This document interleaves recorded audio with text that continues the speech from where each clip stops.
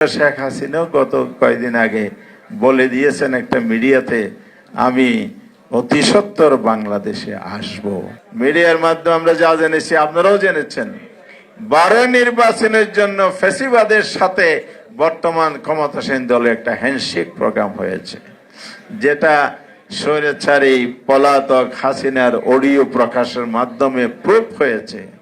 রেজওয়ানা হাসানও প্রকাশ করে দিয়েছে, আরো অনেকভাবে তাদের একজন প্রতিমন্ত্রীও সংসদে বলেছেন, কি নাম না, শাহে আলম। এত রাজশাহী ডকুমেন্ট থাকার পরও এটা ডিনাই করার সুযোগ নাই।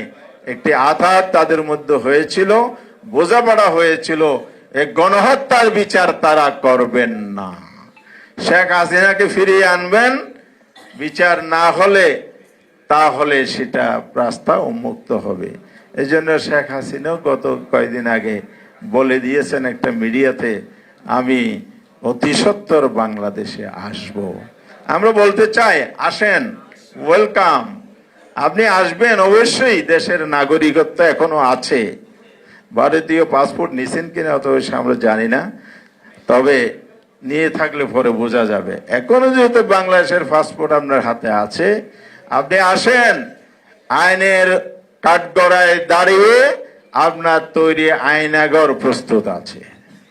সুতরাং রাজনীতিতে পুনর্বাসিত হওয়ার যে অলিক স্বপ্ন বাংলার জনগণ সেটা বাস্তবায়ন হতে দেবে না। যারা মনে বলে গণতন্ত্র, মুখে বলে গণতন্ত্র, মুখে বলে ফেসিবাদের বিরুদ্ধে, মুখে বলে দেশ গড়া জনগণের স্বার্থ নিয়ে রাজনীতি, তারা আবার স্বৈরাচার, ফেসিবাদ, আধিপত্যবাদের সাথে গোপন আঘাত করে দেশ পরিচালনা করতে চায়। এদেশের জনগণ সজাগ আছে, সতর্ক আছে। জুলাইয়ের যে প্রতিবাদী চেতনা, সেই প্রতিবাদী চেতনা জাগরত থাকবে যুগ যুগ ধরে, এটাকে কেউ মুছতে পারবে না। যারা মুছে দিতে চায় তারা আধিপত্যবাদের দালাল, যারা স্বৈরাচারের দোসর তারা গণমানুষের দুশমন। এই জন্যই আজকের এই দিবসে 24 জুলাইয়ের কর্মসূচির মাধ্যমে আমরা জাতির মধ্যে পুনর্জাগরণ তৈরি করতে চাই। খবরের কাগজ, নিখাত, নির্ভীক, নিরপেক্ষ।